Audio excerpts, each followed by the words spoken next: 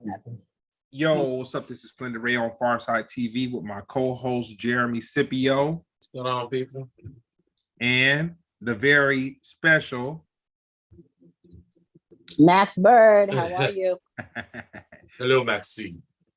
I'm quick with it. You know what I'm saying? Transplant. We'll get into that. We will get into that. So now it's been a minute, man. We had you when we used to do the podcast back in the studio. I know when, we were taking risks with our lives. You know what I'm saying? I was talking to you face to face. I know. I miss, man. I really took it for granted that the Kogi truck would be parked down there. You know oh, man. At least 3 out of 4 Tuesdays in the month. Wow. You put me on. You're making me hungry now. Yeah, I fixed that before we got before we got on. Tonight, I fixed that. So what's up, Max? Where were you the first time you heard hip hop, and what was the song? Wow, I love it. Well, I'm from New York, the birthplace of hip hop, and so where was I? I think I was in. It must have been my living room. I come from a family of 6, so 4 siblings and mom and dad. So they kind of restrict. How do I say this? There was no secular music loud in the home. Mm-hmm. But as time got, a little bit older, I got a chance to, listen. So honestly, let me take that back. I was probably on a train. Going somewhere with one of my older siblings. And then it was on. It was somebody had a ghetto blaster. Heck yeah. And then there was, I'm sorry, but I used to go crazy over Run DMC and my Adidas. That was it. Oh, man. When Run DMC hit where I'm at, it was like, it's crazy because until I probably was about, I'll say, so Run DMC was probably like 83 and then to 85, 86 or so. Okay.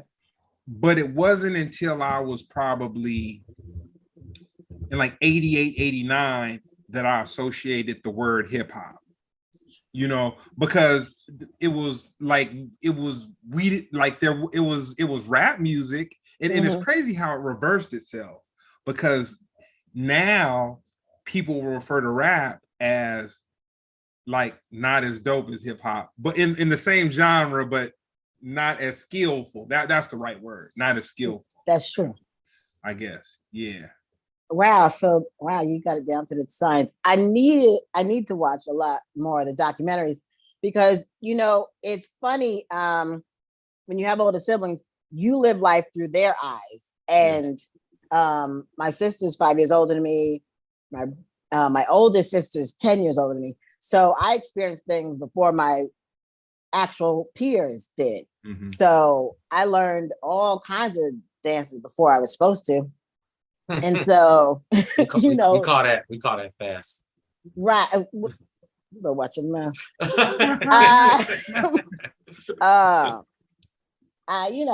Doing the WAP and all that stuff. But honestly, I just, when it really became real for me, because, when you're looking at it from a child's point of view, it's like run, DMC. But when you finally get older, man, I lost it when Dougie Fresh came out. I just lost it. Like the show, I used to go bananas. Me too. Over the show. Me too.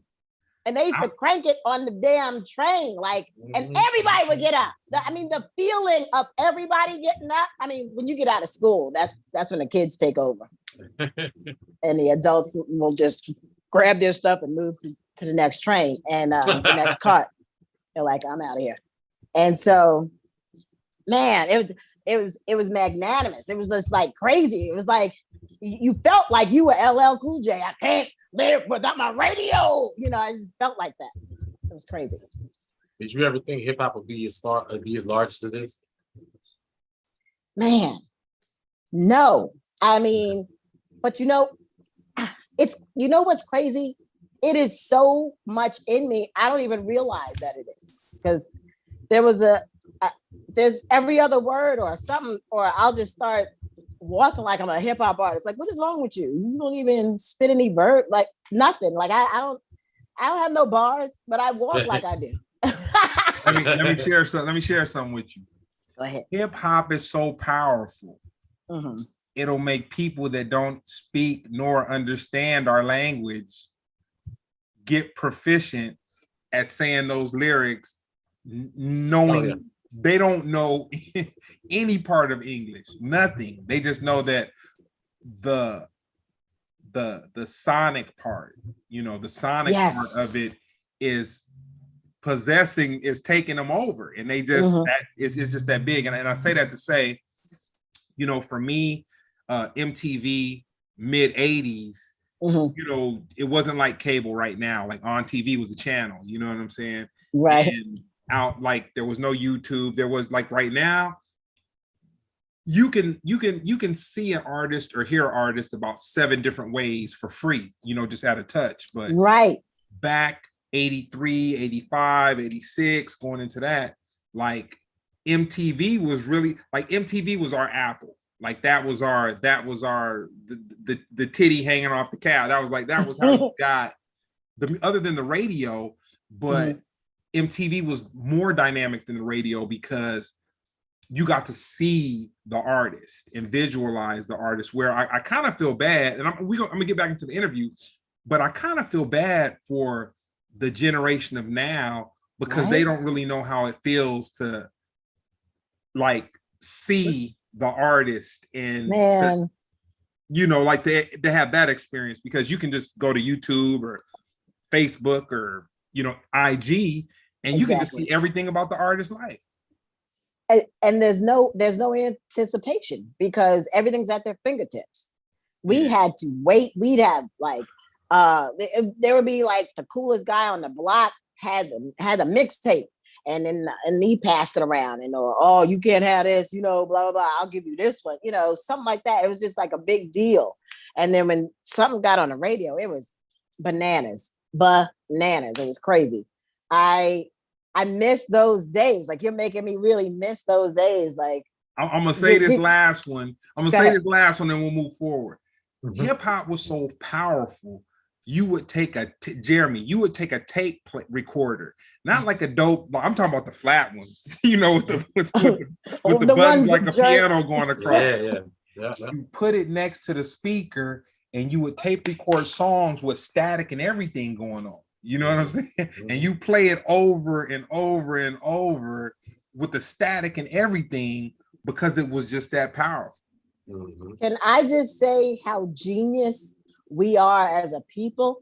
Because I did not know what it took to like run music, like stealing electricity from the street light on the corner. Like, it took me watching, I forgot the name of the documentary that exposed it. It was like for when DJs were learning how to cut and scratch, whatever, and they went down in the basement of this building in the projects, whatever, and they like stealing electricity from the street light and hooking that up and hooking this up and taking their.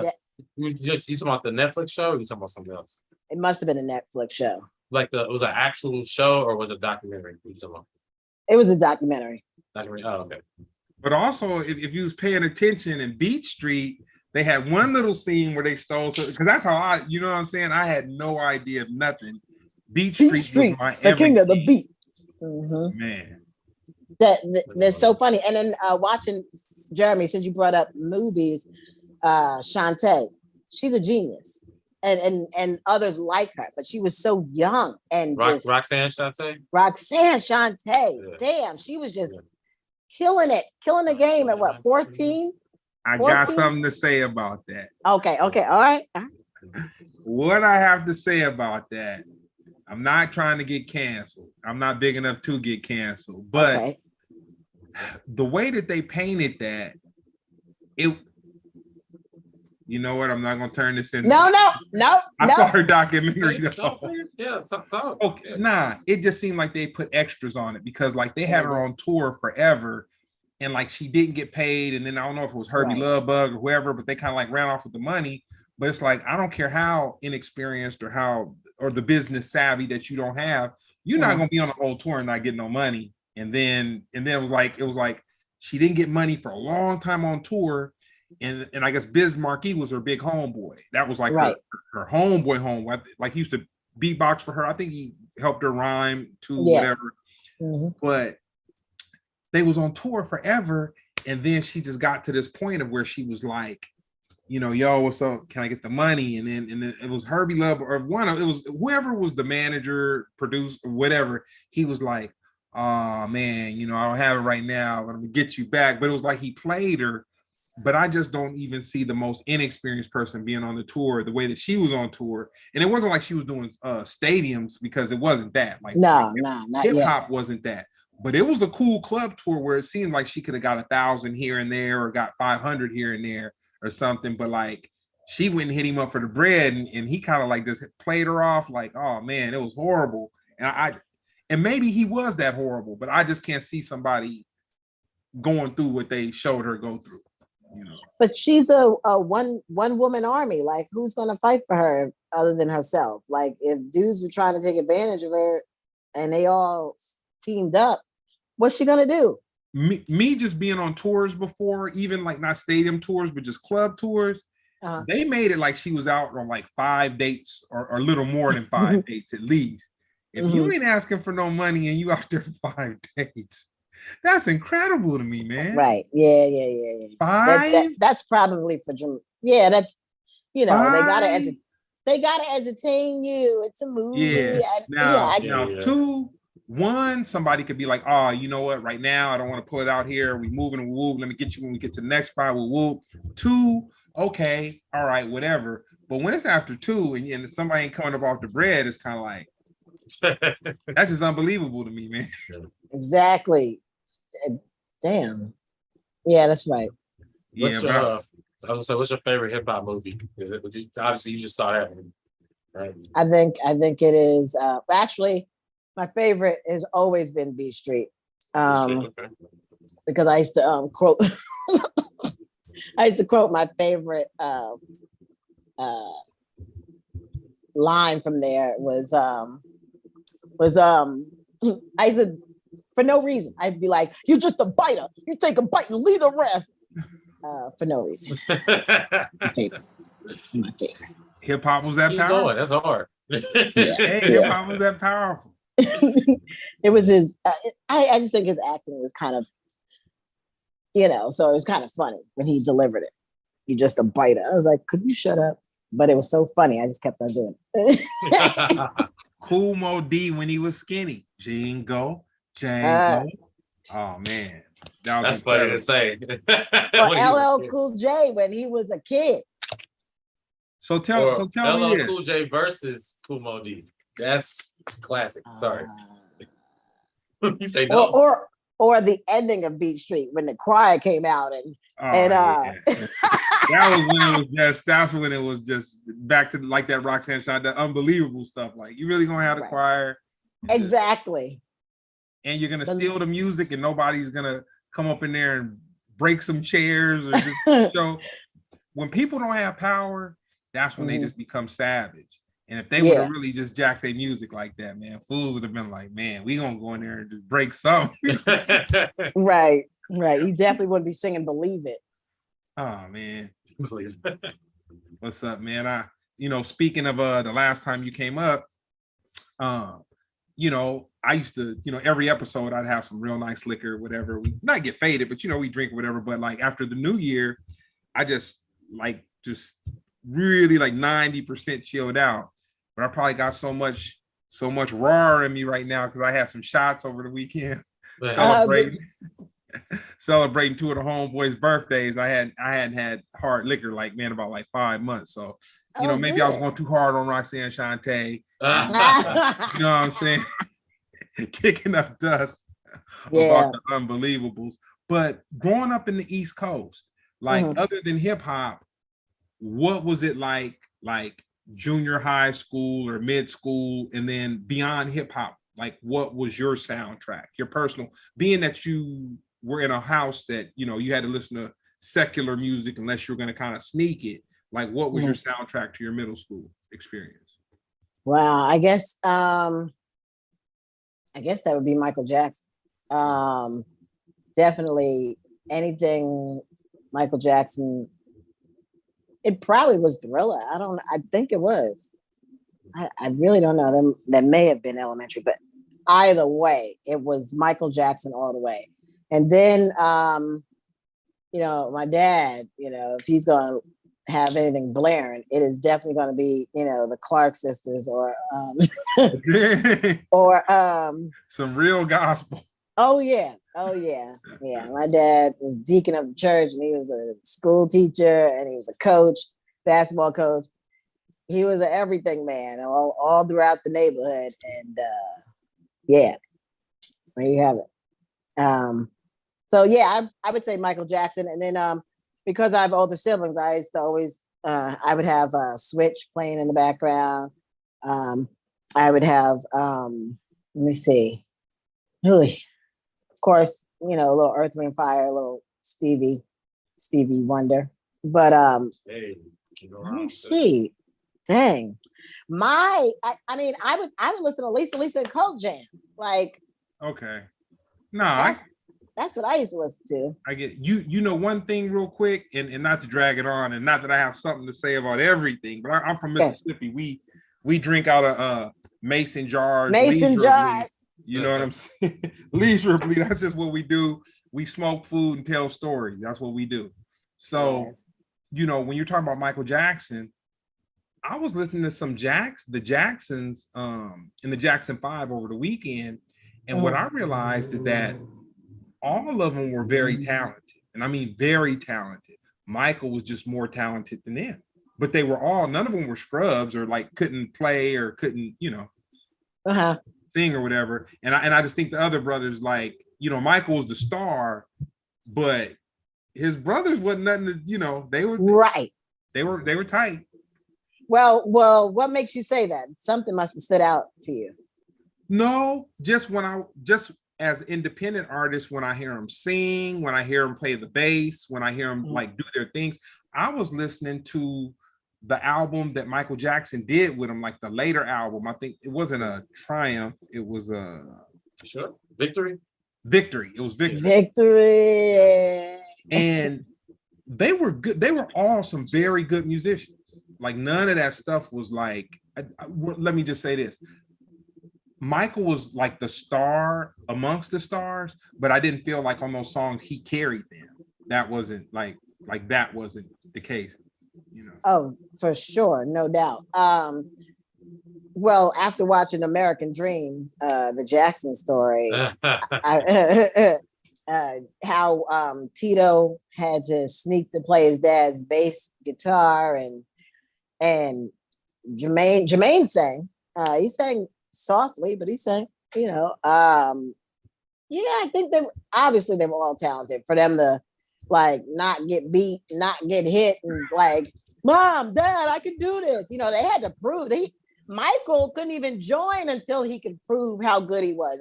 Actually, so yeah, he had to be.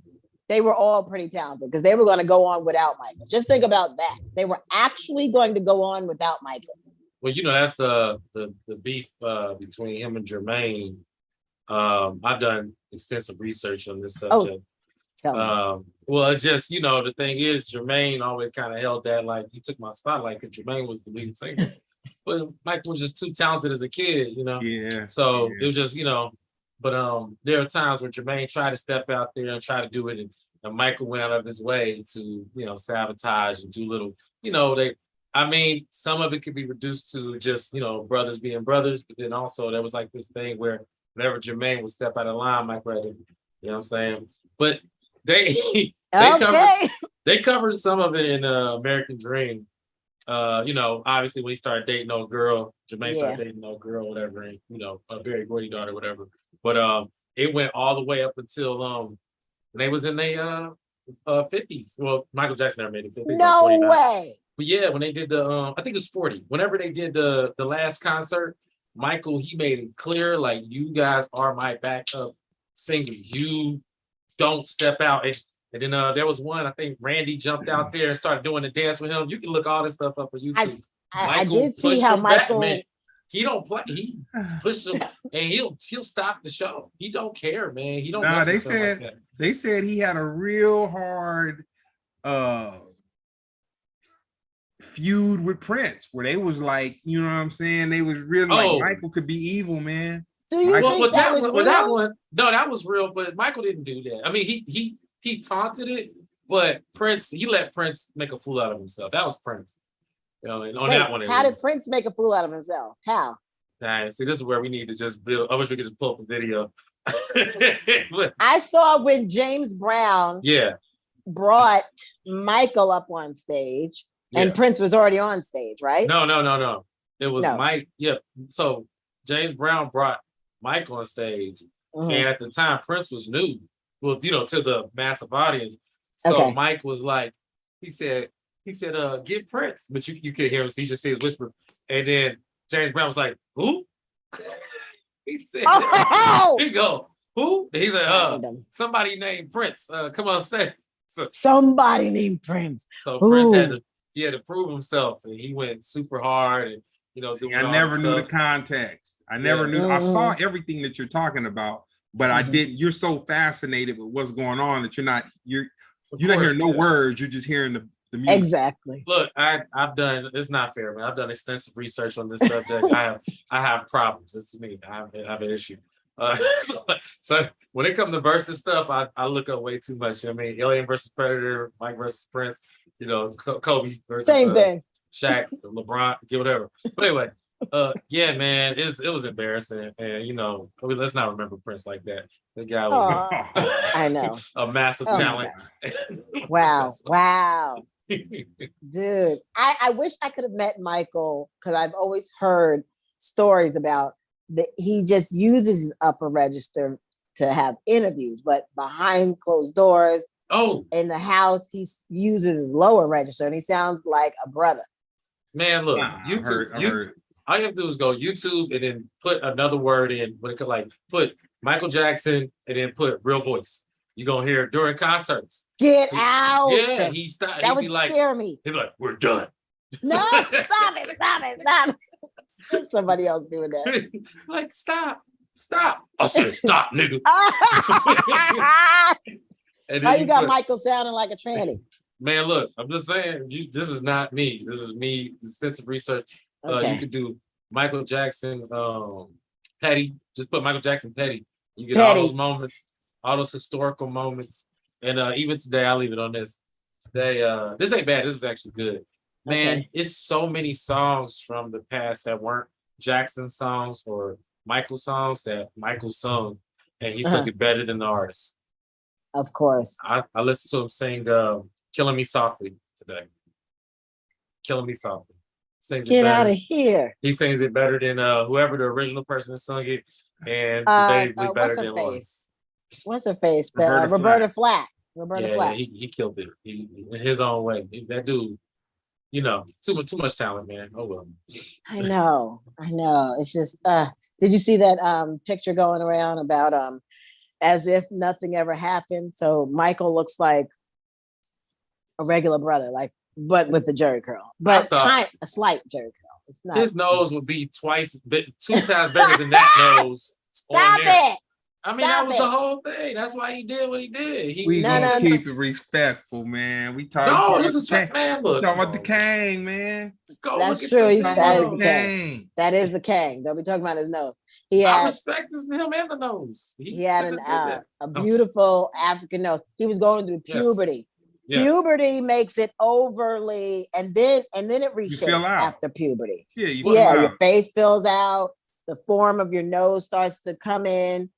But puberty, man, and pimples, man, you can forget it. Your nose will be bulbous, looking crazy. Yeah. No, I agree. I don't think he should have did anything to himself. But I'm saying on that picture, they was using surgery one nose. I know. If you're gonna say how he was gonna be hypothetically, you got to use his original nose. You know what I mean? That's true. Respect. That's Respect true. to the cat. You know what I'm saying? Just, I know. I think he was so young. Wait, was it? What picture would you use? The picture of Off the Wall? Nah, no, before that. The one when he was sitting by the swimming pool, he had the afro and his nose looked like a clown nose. See, now look at now, look see, at you. Now look. now. Yeah, we ain't say all that. Dang, he ate. But his nose looked like a pickle. Is that what you said? That's what began. Oh wow, that's what began it though. You know what I mean? That's where the trauma came from. He wanted to look perfect. But yeah, no Off the Wall. That was surgery one. Okay, that was surgery one. Yeah, Absolutely. well, we're the worst to each other, especially siblings, man. They will crush your spirit. They will take your soul. I mean, they older were ones horrible. are supposed to. Huh? What you say? What they're supposed to? I said the older ones are supposed to. But that is mean, man. He's already fighting like all kinds of like media, all the news sources and media, and everybody's making fun of him. And you come home, that's supposed to be your peace, your solace. You come home and your big brother calling you, you know, a nappy head, big nose, gorilla, whatever they use. They used to call each other horrible names. They called Janet Jackson Dunk. What? Dunk. Because she had a donkey body, like her butt was big as a donkey. I mean, that's a problem. Back then, I guess. No, that was back then. Yeah, man. That turned out well for her. It did. And him in the long run. Yeah, to this day, she said, they called me Dunk. And I was like, Dunk? What the heck does that have to do with Dunkin' Donuts? That sound like Jerome from Martin. Like, what up, Dunk? What up, Trump? What up, Dunk? Where you going out here on this basketball court, Dunk? You doing out here shooting free throws? Hilarious. Okay, you out here doing impressions. Okay. Oh, that's nothing. Impersonations. If you had to create an elective for school, what would it have been for a class? Okay, other than the electives that I already had, right? That's what you mean? I mean, you know, just show this is the School of Maxine Byrd Science and Arts Center. All right. For the gifted. I like that. And the Afrolicious. For the Afrolicious giftations of the middle-aged persuasion. Okay. I would definitely have dance. I would have the electives would be dance, and I think what we always had, wood class, wood shop, electric, bring those back. Because school ain't for everybody. I mean, outside of, you know, the basics, K through 12, because the government stopped it for a reason. Newsflash. What happened? Oh, you talking about me? Yeah. Exactly. If they was giving away value meals with these kids' attention span right now, you have some people in the dance class, but as far as them having the attention span for electricity and wood, but you know what? I'll take that back, because the one thing that the younger people are doing now, where I'll say that they're on it, maybe more than my generation was kind of on it. Mm-hmm. Even though a lot of them don't do it well, they have that entrepreneurial spirit. Where, like, for me, like when I was in high school and I had a little shirt line and I was doing stuff back in like 88, 89, 87, 88, 89. You had a shirt line in 88, 89? Man, he's an ultimate hustle. Let me spin the record. Let me spin the record back. It wasn't a shirt line. I had to go about it in me to pay somebody to print some shirts for me, and I was slanging my shirts. So it wasn't a line, but okay. You know, at that time, I was like one person in my high school that did that. Like literally there was no one. Where I think these kids nowadays, although a lot of them want it fast and they want it easy, I think the evolution is that you do have people that got the hustle, you know, that have the hustle. Like there was more, okay, so where I was like one person in the high school, I'll say in high schools now, you probably got about 10 people that do t-shirt, you know, lines or whatever. Yeah, I wish I had it. Well, I'm gonna have a t-shirt line. Let me stop saying I wish. I really, during the pandemic, I wanted to have a t-shirt line, and I just slept on it. I don't know. I let time pass. I enjoyed my vacation. But I think kids are learning coding now and all that other stuff. I don't know where that takes you, but they do have more of an entrepreneurial spirit. And good, because these kids can't take no 9 to 5. Or what the first manager that tells them that they were late and they're docking their pay, they're gonna go home and cry and never go back to work. Like they can't take that. No, they ain't gonna cry. They gonna curse them out and threaten. Oh, that's right. And then quit. You know what I'm saying? And has been doing that. What's the term, Jeremy, for it's called quiet quitting. Quiet quitting, is that a thing? Yes, quiet quitting is when they just straight up don't go back. They just. Oh yeah, that's what I'm doing right now. What job? I never have the nerve to do that, man. I never just bonked out. Like you know, you at least had a conversation, be like, man, this is just too much for me. And then you might give a 2 week on them, just being, you know, I could just see the generation of now, 2 weeks don't even like, man, that's. Yeah, well, like with my situation, I'm reaping the benefits of it. So they have to talk to me before. Oh, catch me if you can. That's what I look at. Hilarious.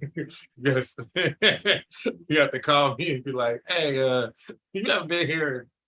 But that's different because I'm still there at the capacity of a comic. But I would say for a while, I actually was pretty lucky where most of the jobs I had in life, I never had to, I just kind of, it was understandable. I could always come back whenever I want to. I had a good relationship. My first 3 jobs, I never, I didn't have like the traditional mall jobs or whatever. First job was a caddy. Then I moved up into the restaurant and stuff like that. It's a good place to always make money, and I never, no detriment, no nothing. Then, I worked this factory job. I'm telling too much business. What's a factory job? What's a factory job? That's the most common job in America right now. No, but I worked at a military factory where I worked in the glass plant where we made they made military vehicles. They made Hummers and tanks and pretty much anything. Yeah, that type of stuff. But I just made, only thing I do is make the windows, so I was safe. I didn't have to do none of the real work. You know what I mean? Nice, hilarious. Just assembly line stuff. But yeah, they had a massive layoff once Barack Obama got in office. They don't blame it on the brother. They hated Barack. Well, what happened was, they make everything on a projection basis, you know what I mean? And the platform Barack Obama ran on was that, like, hey, I'm ending the war in Iraq. You know what I mean? That was the main thing. He's like, yeah, I'm pulling out the troops. Was that Iraq? No, Afghanistan. That's what it was. Or what? One of the two. Both places, wherever we were. He said, like, yo, that didn't mean he actually did it or didn't. It's just the fact that there's no reason to make new ones if they make it left, And shoot, that check was what got me out to LA. So thank you. Dang. So Max, how has social media affected your brand? Well, I think social media has upped my brand, if you will. It's made me focus more because before I was just putting up anything or I was reposting a lot of stuff. And being around other comics and who are honest and people that have been doing it a lot longer, they make suggestions or they tell you how your social media, your IG page should look at least or have on it. And then I started cleaning up my IG page and to make it look a little bit more representative of who I am. Yes, I'm silly, but I'm about business. So you want to have things in order. And I still haven't put up, clips of any of my stand-up yet. I feel some kind of way about that. But I put up maybe the very, very beginnings of it. Like, hey, how y'all doing? Cut, whatever. Why you never put anything up? I don't know. I'm chicken, want nobody scrutinizing, whatever. I don't know. It's kind of silly. I mean, I put enough, but I put up something on YouTube, but then I locked it. So what good is that? Maybe after this. People steal jokes too, man. Right? That's the cold part. And it's, I watch a couple comedians in their podcast, and I like, Jeremy introduced me to the world of comedy as an adult. Like I really, it was just, to me, comedy was watching something on TV. You know what I'm saying? And not the energy you get when you're actually at the comedy spot and you're feeling the people, and it's almost like a call and response of emotion type of it's dope. It's dope. You know what I'm saying? So, with that being said, it's like all of the comedians that are vocal, and then the ones that kind of like they're not scared to burn a bridge or whatever, they'll just spew it like joke thief, hack, woo, woo, woo, woo, woo. And I just say that to say, for you being a comedian, I can understand why you wouldn't want to put, like, you want to put just enough for somebody to see you on the stage, hold a mic, and that would maybe intrigue them to see you, but you wouldn't want to put a hot 5 or 3 minutes up where no, not nothing longer than 30 seconds, maybe. That's what I'm aiming. I'll do 30 seconds, but nah, I don't know. Jeremy, what you got? You got longer than 30 seconds up there? Yeah. I mean, that's because you be like, well, whatever. If you can rock it, and me not see you rock it, then go ahead. Yeah, I mean, my real opinion on that is, I just, I feel like the reason I got into comedy is to express myself, and though I might be somewhat long form, yeah, I feel like, people gonna steal regardless. I mean, it's something that you can't really control. Some people are, I use this term, but I get in trouble for it, but some people are autistic to the point where they don't know the difference between theft and inspiration. So that line is very blurred, but you see it. And, I feel like the goal is to work to a point where other people are acute. Other people will speak up for you, and you can chill if you've earned those type of stripes. You know what I mean? Like, I think the best example is Louis C.K. and Dane Cook. Louis C.K. never came out and said Dane Cook stole my stuff. It just was like Dane Cook was like the biggest comic in the world around that time, and they seen like Louis just some of his stuff, and it was like, bruh, these dates ain't matching up. And then they kind of told, and then Dane Cook went to Louis like, yo, tell them I'm not stealing from you. He was like, I'm not gonna do that. He was like, why would I do that? He said, you think I stole from you? I mean, I'm not saying you didn't steal from me. But so, I mean, that's like, that's part of the working process too. But if you a young comic, then you food, man. That's just facts, man. Food. There's nothing you can do about it. You know what I mean? And like I said, I feel like I've been on, that side of that where you can tell, and you gotta keep it pushing. That's just for me. Everybody else different though. Some people want to fight. Yeah, I mean, it depends. Like if it's your working joke that still works for you and it's still really, really good. Certain jokes are giveaway jokes. I'll admit they'll be passing thoughts or that was funny. Yeah, I was saying it, and now somebody else is saying it. All right, I got more creativity left in me. I get it, but the stuff that's like, damn, that was working for me. Like, and you don't want to do it anymore. I don't want to do it anymore after somebody is rocking my joke. But I will say, you can't let that be the end of you. You gotta, if you did it once, you can do it again. You gotta think more highly of yourself. You're funny. If you're funny, something will come up. Trust me. I got a question off format for both y'all. Okay. I'll start with you, Max.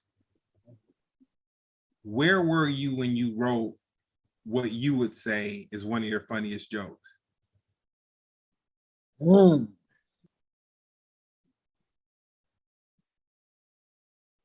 Wow.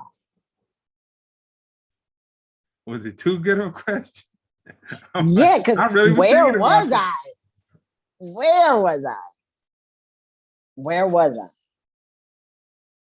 It wrote itself. It happened to me. And I started, okay, so where was I?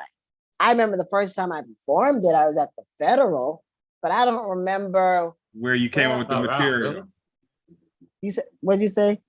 No, I just said, really? I didn't know that. Federal. Yeah, I don't remember. Yeah, it was at the Federal. I remember. Well, that's where I performed it the most, I guess. There was a time that I was doing bringer shows with TK. Oh, yeah. I think he's still there. You said what? I think he's still there. He moved to Texas. Oh, really? Okay. Yeah. And yeah, I used to rock that joke all the time. I don't know. Okay, I know I worked at Lexus at the time. That's all I remember. All right, Jeremy, where were you when you wrote one of your most well-received jokes? I would say the one that comes to mind is the single parent household joke. I was on stage at the Improv, Hollywood Improv. They used to do these like late night, I think Friday night, like around midnight. They just like I think it's called a rolling show. Where pretty much after, most clubs would do like an 8 o'clock and a 10 o'clock show. After the 10 o'clock show, they don't tell the audience like, hey, the show's over. They start letting comments go up until it's over. Or they might say like, hey guys, you feel free to leave, but we'll keep throwing comics up until there's no audience left. So I went up on a show at the Improv. Actually, that might be a good idea to bring that back. But cause man, like yeah, and you could tell, man, I hate to say it like this, but you could tell the good comics, I mean, like when their brains is working and so so basically kind of like freestyling.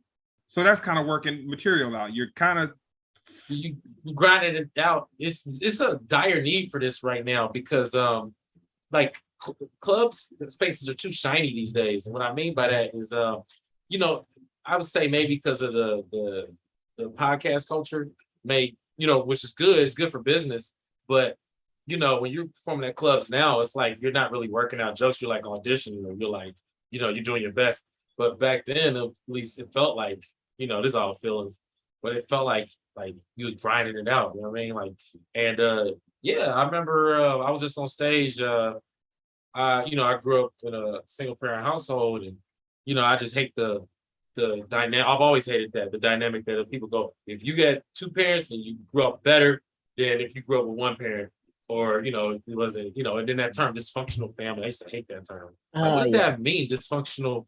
You know what I mean? Like everyone's family's dysfunctional. People will grow up with both parents to be serial killers. That is not like, I don't understand that dynamic. So I was just on stage and I was just thinking, and I was just like, man, like I was just thinking of dope people who did it. Like I was like, man, like LeBron, he was the go-to. He was like, man, LeBron, he just grew up with his mom. Like it was LeBron. And I just kept naming people. I had to think Bill Clinton, and then boom, and then once it hit and I saw people's reaction, I just took it around with me. Now I've been watching wrestling lately. Everybody got that move, like the Stone Cold Stunner or the People's Elbow. That's joke that became like my Stone Cold Stunner. Like if I do it now, then I feel like I'm cheating.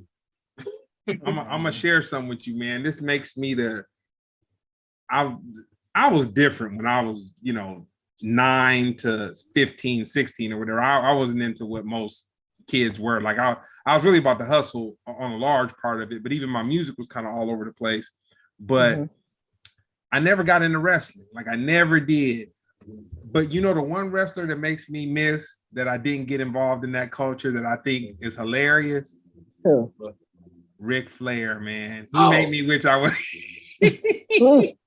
he makes me wish I would have watched wrestling, man. Yeah. Fool is funny, man. Yeah, Ric Flair, that was, that's showboating, Woo! Yeah, Ric Flair. Shoot, he's still making money off of the stuff he did back then, just chilling. Yeah. Hilarious. Max, what's the greatest moment you've witnessed in history? The greatest moment I've witnessed in history. Yeah, I would limit it to comedy, but you've been around all that stuff, so. All right, the greatest moment.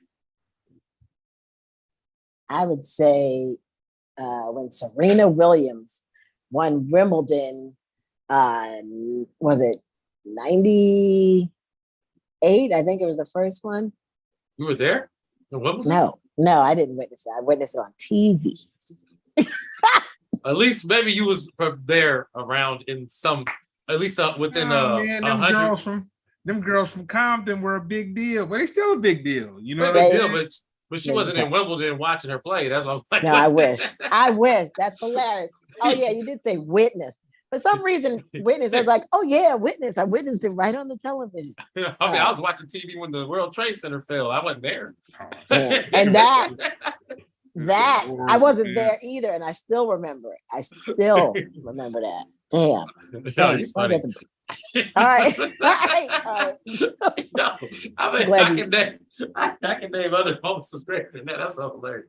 But hey, shout out to Will Smith. Anyway, but yeah. So what's the greatest moment you were released a restraining order distance away from? Dang. I guess I've not lived. That's what? Not true. Come on, man. What have I witnessed that was humongous? That was a big moment in my life. Someone else's. Don't overthink it. Like, literally, come on. From Ha to the Comedy Store, Laugh Factory, Chocolate Sundays. You just like, oh snap, that happened. Something. Anything. You've been on set with some great people. I mean, you've been in the business, you know the game. Yeah, I've lived a lot of lives. Talk your talk. Okay, so this is actually funny. So silly. It was the first time. So I used to be a stand-in for Regina King, and there was one time her first movie that I did with her was Miss Congeniality 2, who starred Sandra Bullock and Regina King, and anyway, whoever else, Eric Pratt, I think it is. Anyway, so she had to leave early to go to an award show, and I was her stand-in. They were like, "Okay, so you have to say her line, and you got to look at Ernie."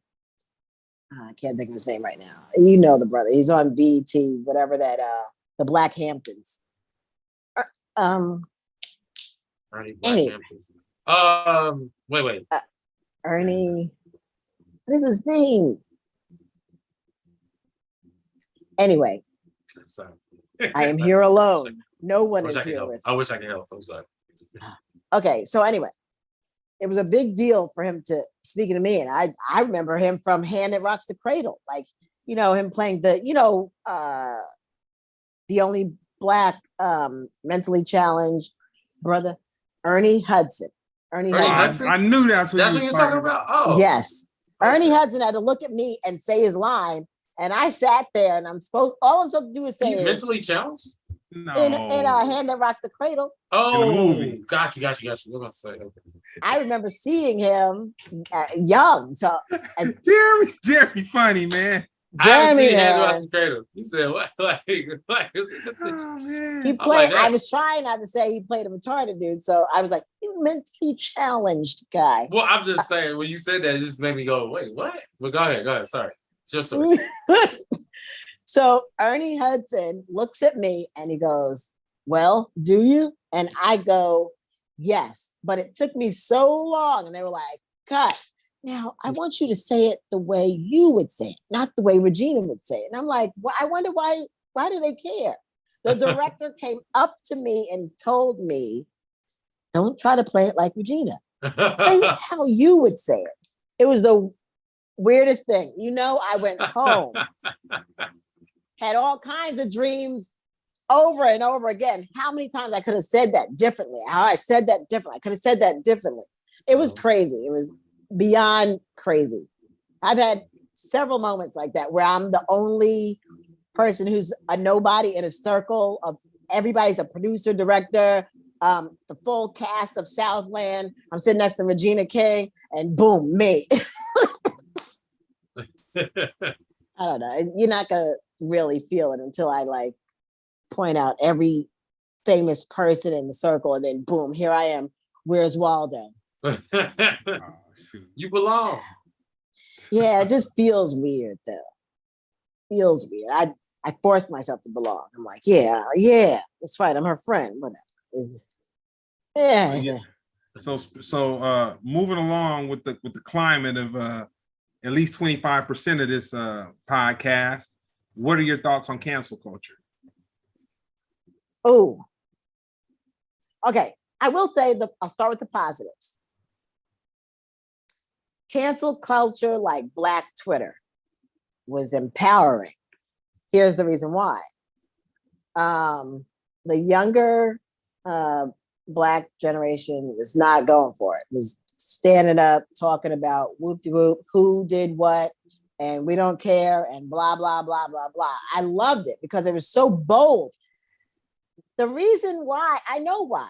You know, if you're sleeping in your mom and dad's basement, making a whole life for yourself, making an apartment in your parents' home, yeah, you're emboldened to say a lot of stuff. You know, where's the struggle? You don't have no lights to pay. Yeah, pay your cell phone and that's it. Like, that's nothing. You can quit that job tomorrow and get another job the next day to pay your cell phone bill. But anyway, so I thought that them being so emboldened to call out people and not going for it and calling and speaking boldly, like calling it white this, white that, no, Karen, you did this, that, and the third. That was great. Right? And then it seemed that cancel culture became like it blossomed from there. It became huge. And like people act like they could cancel you, like, oh, I can cancel you too. Like it just became too much. Like now you gotta dot your I's and cross your T's. I'm talking about everyone across the board. Like it's annoying. I feel like they're canceling the wrong people. You know what I mean? They don't know enough history. So they're just choosing to cancel people because they just found out about so-and-so. Like, it was stupid when they were trying to cancel Kevin Hart. It was something he said 10 years, it was 10 years old, something he said, joked about, and it was on Twitter. I mean, who doesn't write something that they regret? Like, are you serious? It was a passing thought, a fleeting thought. He would never try to hit his kid. I think he should have just apologized one more time. I don't think one it's a big more deal, time. but maybe. Sorry, Mr. Boss Man. Whatever. Look. Because you gotta look exactly what he said. And he said, if I found out my kid was gay, I'd beat him over the head with a dollhouse. There's no punchline to that. It's not really that funny.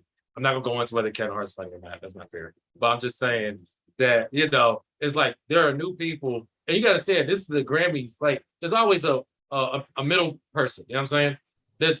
The Grammys isn't like, yo, Kevin Hart, we're putting you in a lens, at least my perspective. They were just like, yo, we want you to host. Oscars. Oh, Oscars, sorry. Oscars. They're not like, hey, you know, the Academy. You know, they're like, you know, like, look, we need you to clean this up so we can get back to work. You know what I'm saying? That wasn't that hard. I mean, there are compromising things that, you know, sometimes you don't want to compromise yourself. Like when he put that dress on for SNL, remember? When they had nothing to do with the joke or the punchline or anything, that's when he should have said, no, I'm standing up for myself. To say sorry for a bad joke. Sometimes you got to apologize more than once for a bad joke. It's just not worth it. That wasn't the hill to die on, personally, my belief. But, you know, whatever. I'll tell you the flip to that. Okay. Let's just say he would have apologized. Yeah. He probably would have had to apologize with a sack of money too. What do you mean?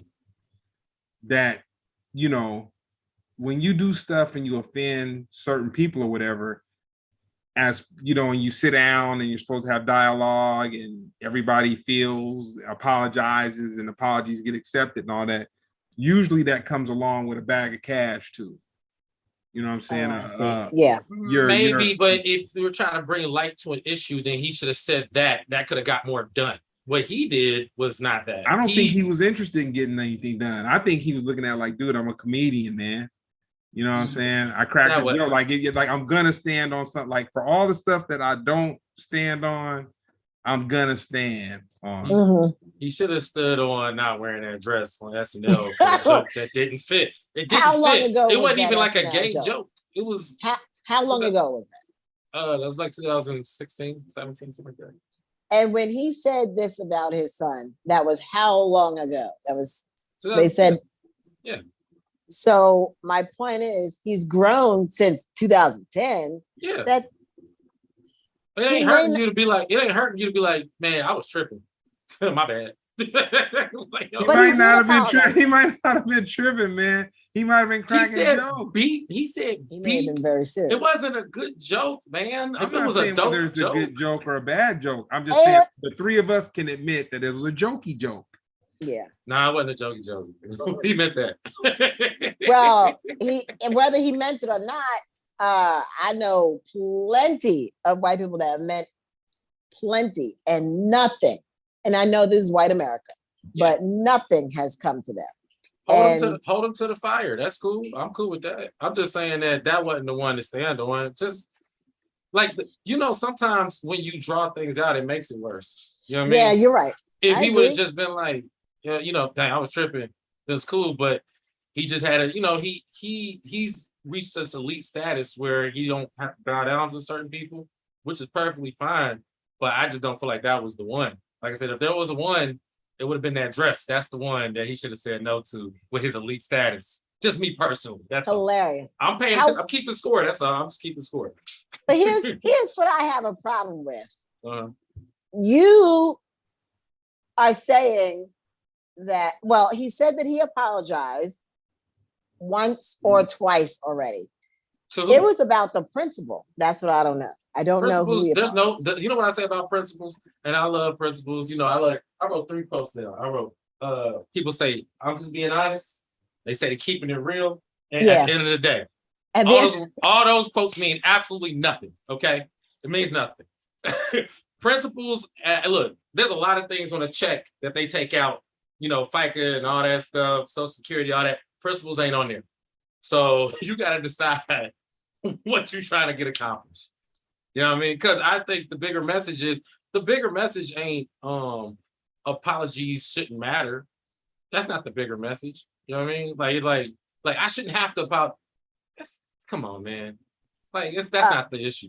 The issue is getting over yourself at some point.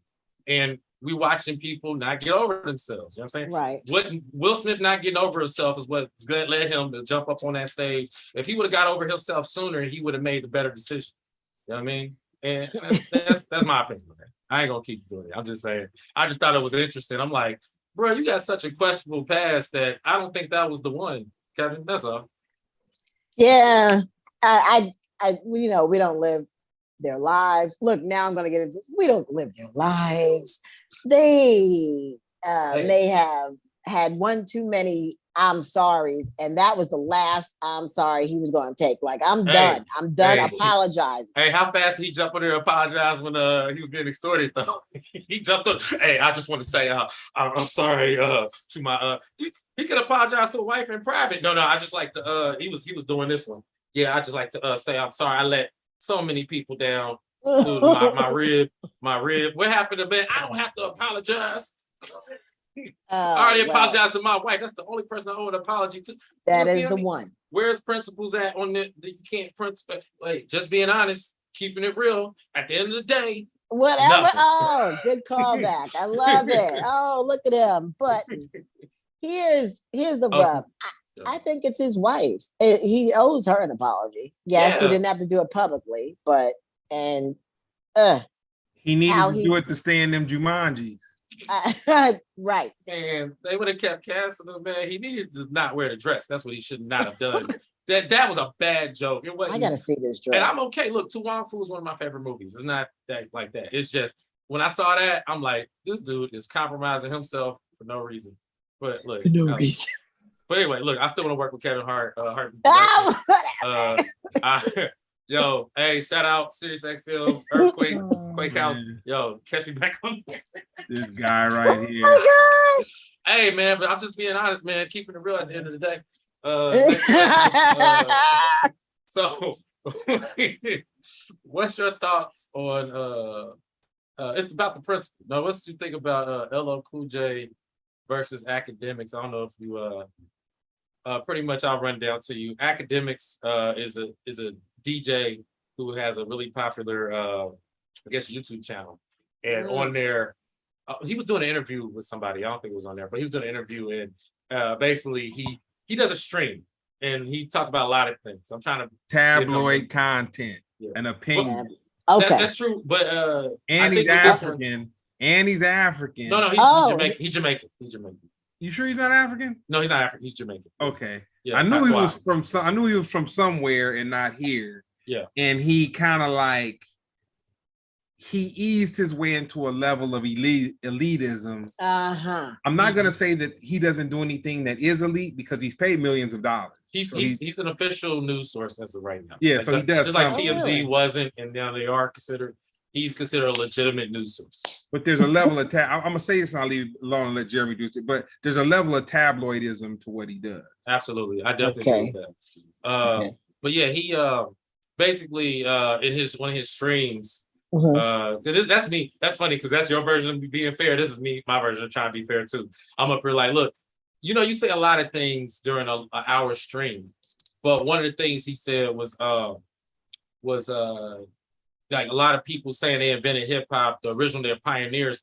They walking around looking dusty, but they telling you what you can and can't talk about, what is and isn't hip hop. And he just was like, if you were so all that, then why you broke, right? LL Cool J, who was a great person to respond to this.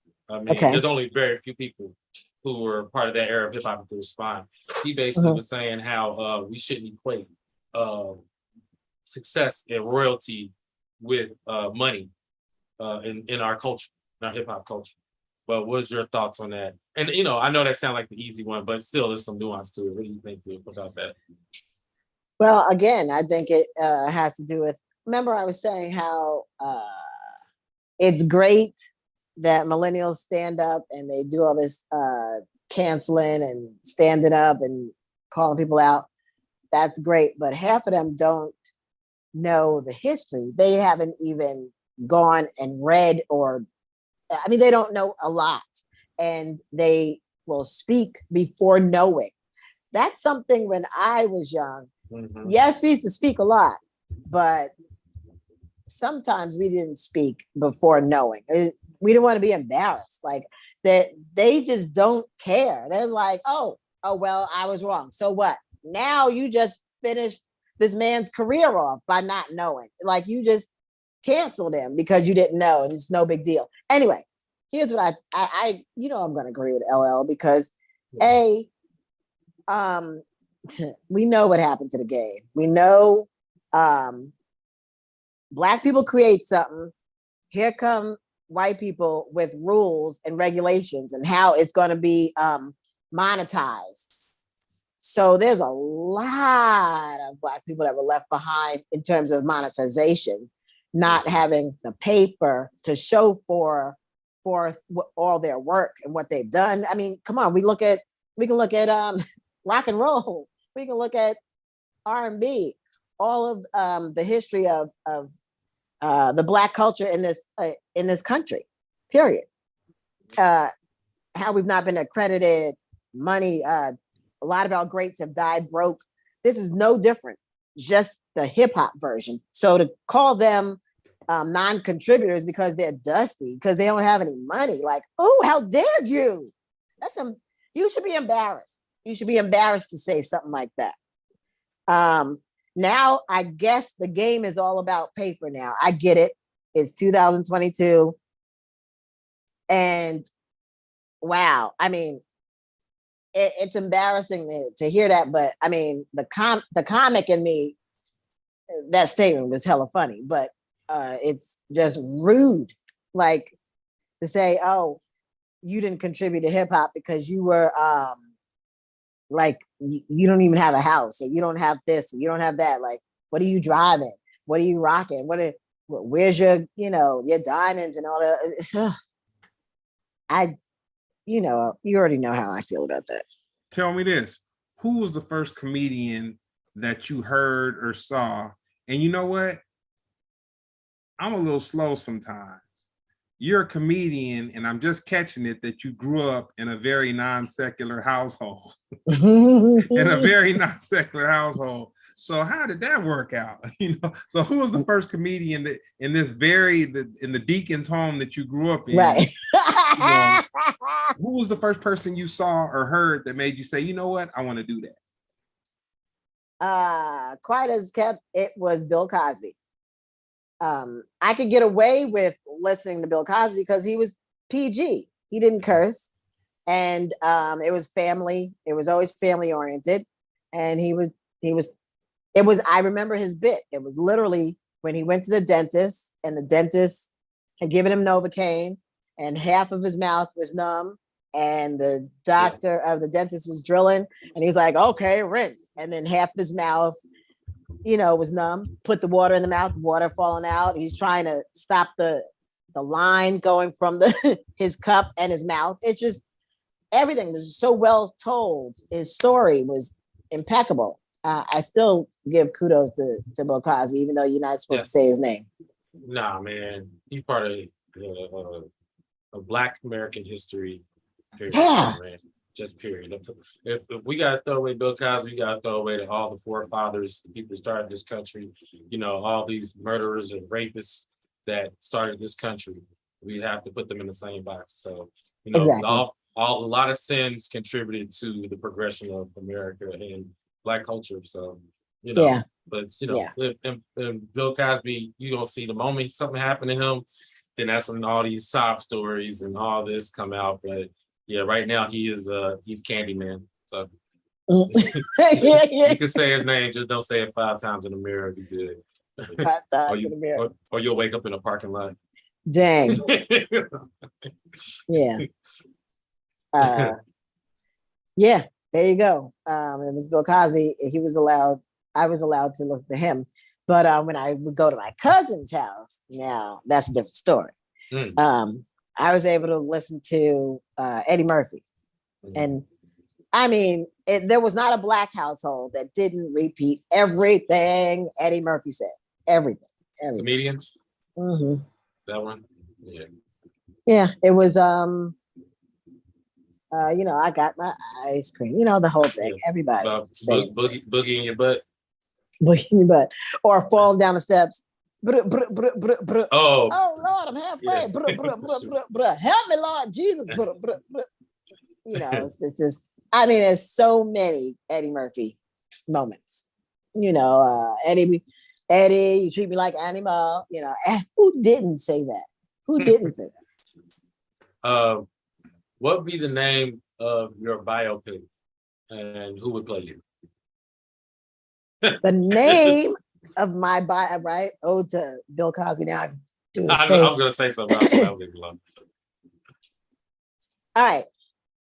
The name of my biopic would be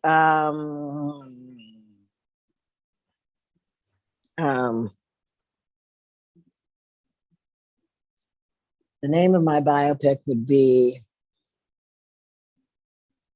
by Maxine Berg. Right. The name of my biopic would be, it would be Get Out Front of the TV Set, Sit Down. But you need more time with this question. Right. Yeah, exactly. You should have actually given me okay. You know what? Something I say all the time, actually currently, I used to say, how we need to get back to Greece. I think it would be called Get Back to Greece. Get Back to Greece. Yeah. Get Back to Greece. I like that. Yeah. The place, right? No. Who would play you? I think you already know the answer though. No. Who? Oh, dang. Maybe it's not obvious. I was thinking Regina King, no? Oh, that would be great. Oh, and she's cut her hair now. Yeah. That would be great. Get her back for all the years of you playing her. Now she got to play you. Right? That would be wonderful. Yeah, or no, not Keke Palmer. I was about to say Keke Palmer. Oh, maybe really good. Yeah, I think Keke Palmer would be good because she's no, she's annoying. Did I say that? Sheesh. We're actually having her on next week. So great. No, she's not annoying. She just has a lot of energy. Reel it in. She just has a lot of energy. I actually love her. She just has a lot of energy. And sometimes when she answers questions, she answers questions some questions she probably shouldn't answer. So all I'm saying is like, put the tape over your mouth sometimes. But I like Keke Palmer. Maybe I would go back to Keke Palmer. But Regina King would be great if she would portray me, if we could even get her. But that would be funny. We could get her. She should she should do you pro bono. Right? Come on. That's right. Do me a solid. Because you played her for free for years, so did you say for free? Did you? I'm sorry.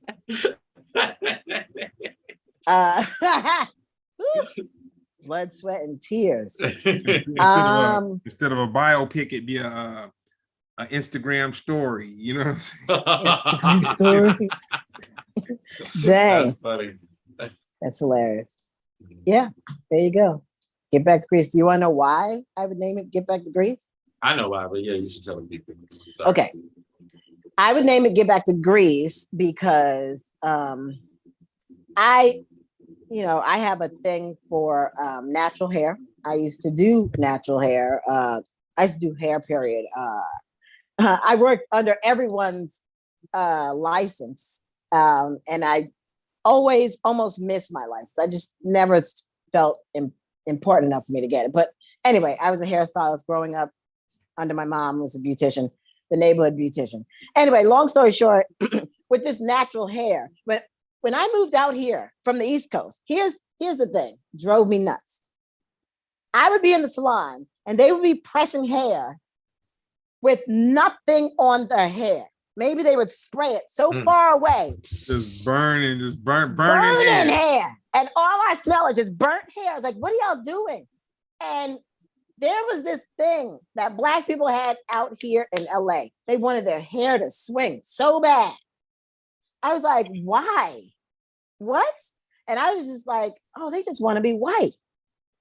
That's really what this is about. Where they at right now? Yeah. Right.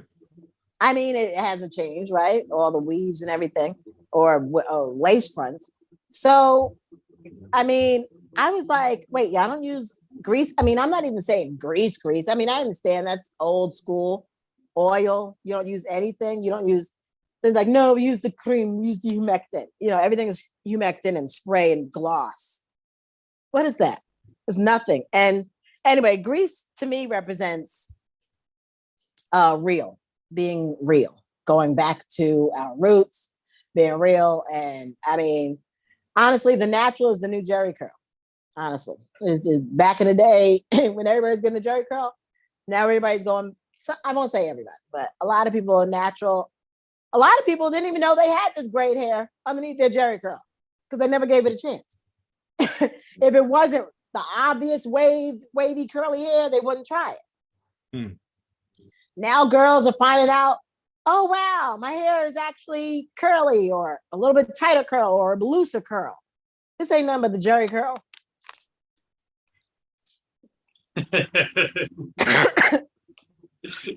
Back to Grease. Get back to Grease when we were real. That's when we were Black. That's when we knew what was going on, where we were coming from. Now, we don't know nothing. So, how does faith play a role in your decision making? Say that one more time. Excuse me. No problem. How does faith play a role in your decision making? Decision to do what? Anything, everything, period. Okay, see me dancing around the question. Okay, I'm like, I don't know if you need some faith right now, the way you coughing. Right? I mean, this is what I get. Like, to do what? I was eating these potato chips. Oh yeah, we got those. And it's stuck in my throat. Well, that's nothing. Your boy Slink popped you. I did a podcast with Slink, and he got up and made a sandwich and came back. It was up who got up. He really went to the kitchen and made a sandwich. He my own boy, love him to death. That is hilarious. Yeah, that happened. That is hilarious. I mean, I'm 5 seconds off of warming up my chicken I made yesterday, but all right. Faith plays a huge part in, I mean, all of my decisions.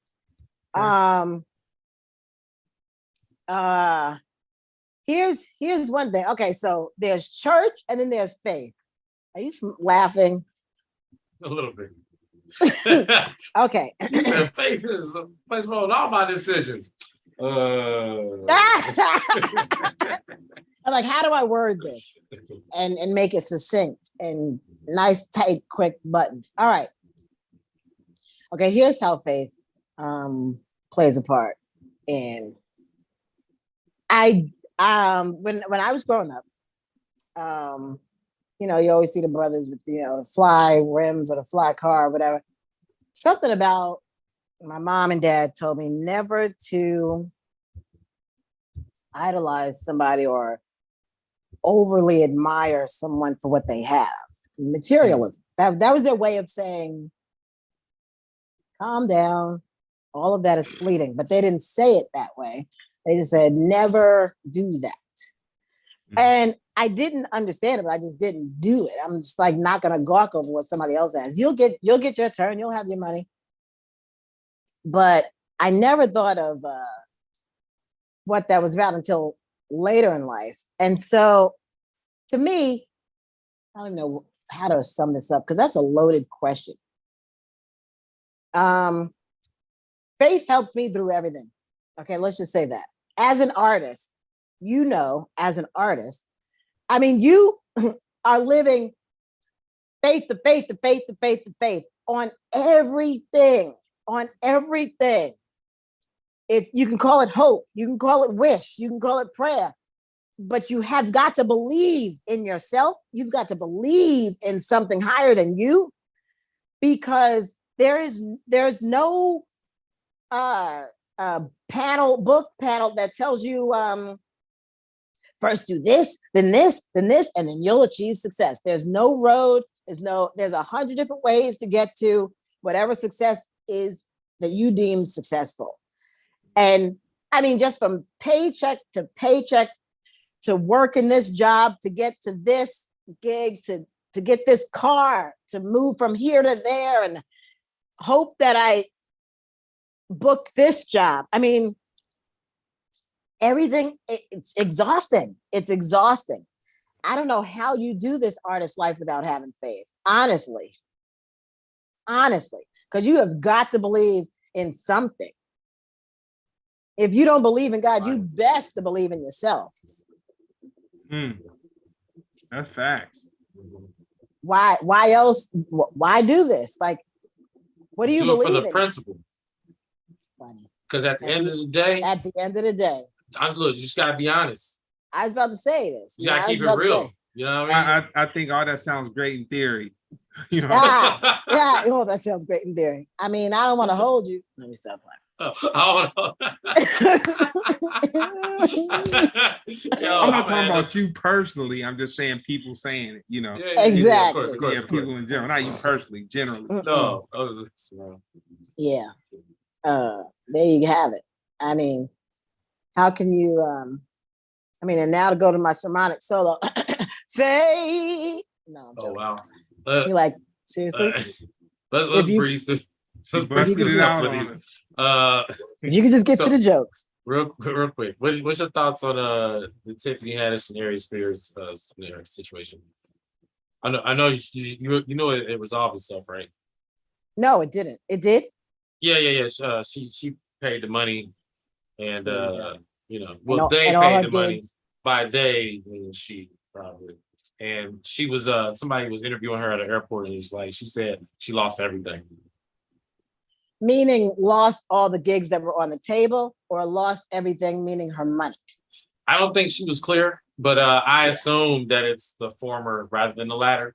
But we could also assume, I mean, there was definitely money, and I say just because the response on the plaintiff side, the accuser side, they said, "Hey, we understand it was a misunderstanding. We know that we're not in threat or danger by Tiffany, and we just wish everybody well. Oh yeah, and God bless." Oh yeah. That sounds like a monetary millions exchange. Of dollars. Oh, definitely. Millions of dollars. The language that you just spoke says millions of dollars. Everything. We will not be bothering you ever again. Ever. Wow. We will now seek therapy and not bother you. And right. That's amazing that she didn't have a PR team that could just make that go away. Well, she's not probably that big. No, I think she was a capital A-lister. I think so. And I think the reason why you would have never even got that if she wasn't to that tier. If that was only Aries Spears scenario, it'd be done. So that's the elitism in its finest. You know what I mean? You're right. Yeah, there's no way. It's an apology from an accuser. Michael Jackson didn't even get that till he died. When he had to die, they were like, "Oh, we were just joking." Right. Oh, don't get me started. That's horrible. It's horrible what they did to Michael. Now, Tiffany, how do I say make better decisions? She was. I don't put that on her, man. She was. We all do. She wasn't thinking about when she did where she was in her life when she did that. She wasn't thinking about no repercussions, nothing being crazy. Aries Spears was off the chain. You know what I'm saying? He was off, man, he was off the chain. But I'm gonna hit you with the last one, Max. Okay. This is gonna be a good. Well, look at me talking about it's gonna be a good one. Might not be a good one, but all right, let's hear it. You being a comedian, stand up, whole nine. Where do you see the social progression going in the next 2 years? Well, to the moon? No, it's up. The social progression it's gotta, if we've reached the height, the apex, it's gotta go back down because that's just how things are. They're cyclical. It's I don't know where the height is. But I feel like we have reached, don't you feel like this is like the end of the world? Like, what is going on? But they say if you continue to read history, every generation said this is the end of the world. Yes. I think people aren't communicating with each other. We're getting together on Zoom and we're having a conversation, but this conversation out of maybe 2 other people I talk to or 3 other people I talk to or whatever, people really don't talk. I mean, they'll shoot a text, you know what I'm saying? Yeah, that's true. Yeah. And for me, I try to pick up the phone and call, even if it's just for a hot sec or whatever. Yeah, I think that's good. Yeah. It's hard to have a full-on conversation now because you're doing, again, we do so much. That pandemic needed to happen because we realized that we were doing too much. And we're headed right back there. Fast. 5th gear. We're headed right back there, although there are a lot of companies that have not gotten back up to where they were before because a lot of people are like, peace, I'm not coming back. Don't ever. You can dust my desk off as many times as you want. I'm not coming back. Then there are some people that realize I can do this anywhere else. I don't have to live here. And they are leaving. A lot of people, there's a mass exodus out of LA, out of a lot of places, high-end places that they have the high rent district. They're starting to find out that, it's not worth it, family over everything, whatever. So with that said, I think socials are probably, I can't see it going down yet, but it has to at some point, because are we not almost at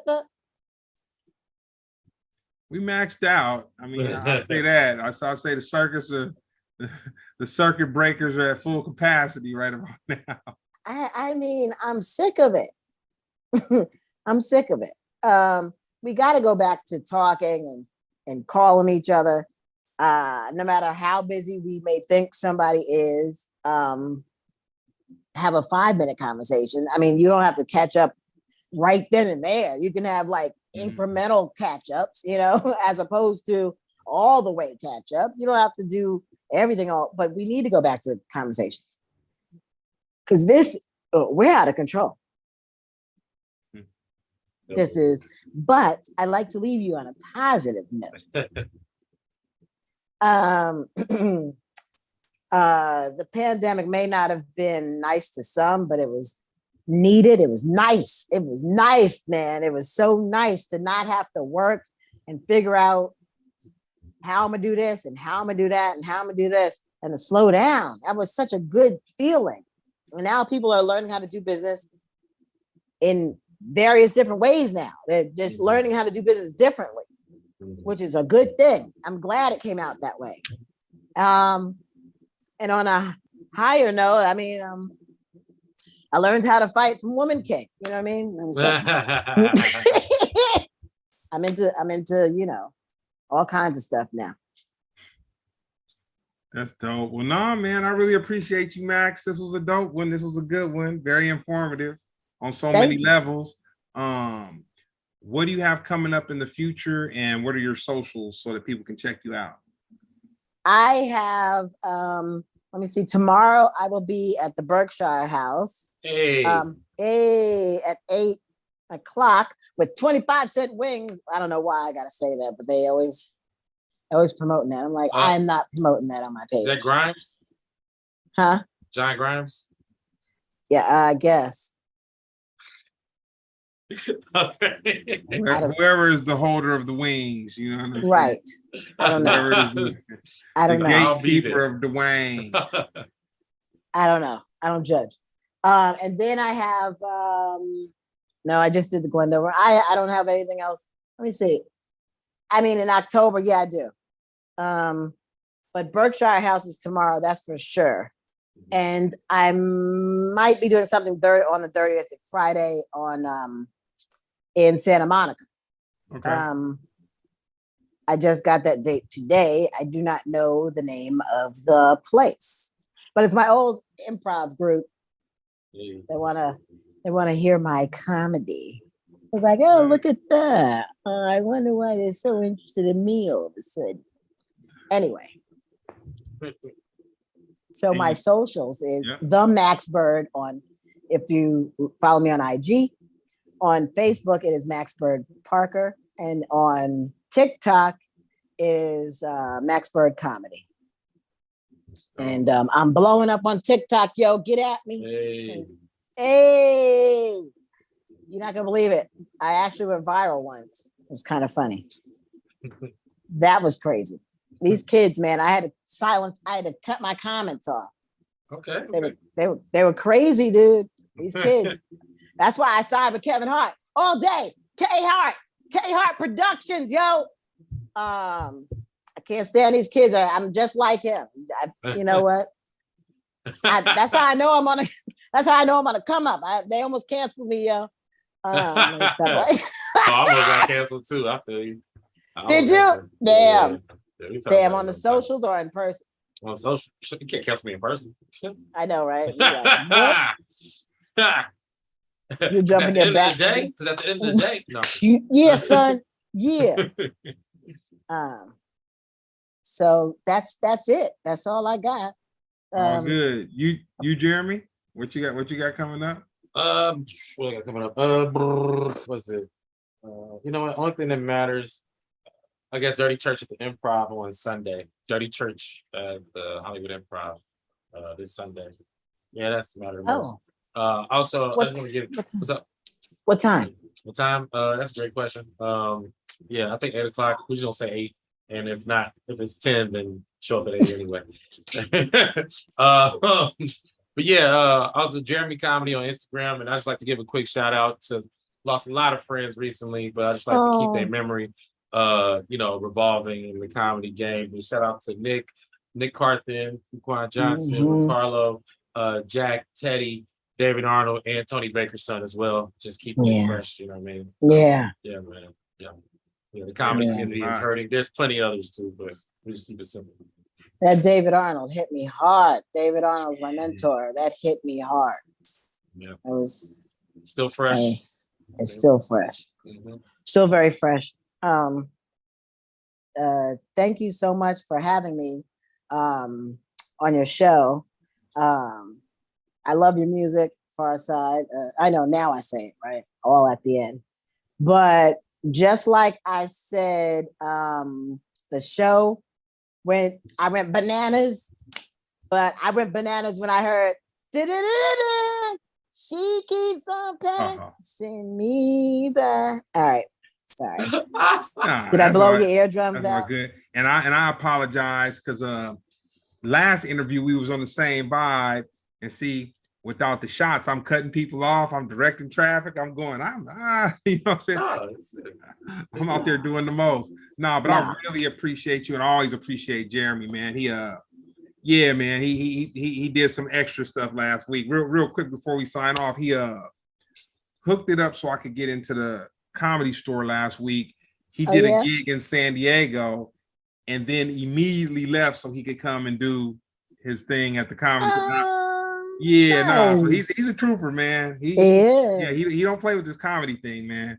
So this so this has been another episode of Splendid Radio on Pharcyde TV. And next time I have Max, I'm probably gonna have a cup of wine, or I'm gonna have a shot, something. Thank you. So I'm not on 10, you know. Thank you. Can we get a Cabernet up in here? And we gotta get some dates going, Max. I mean, I miss you. This is one of my road buddies. So I know. One time we did 2 dates in one night. Like, it was crazy. He was like, "Yo, you down to go to blah blah blah?" I was like, "We just finished a show." He's like, "Yeah, but I promised my boy I'd go do." I was, all right, let's go. You driving? He's dope. crazy like that. I miss that energy. So I gotta do some dates with you, so we can hit 2 or 3 spots in one night. And also shout out to Raymond Parker. Thank you. Thanks for everything. Appreciate you, sir. He let it go down. He helped us.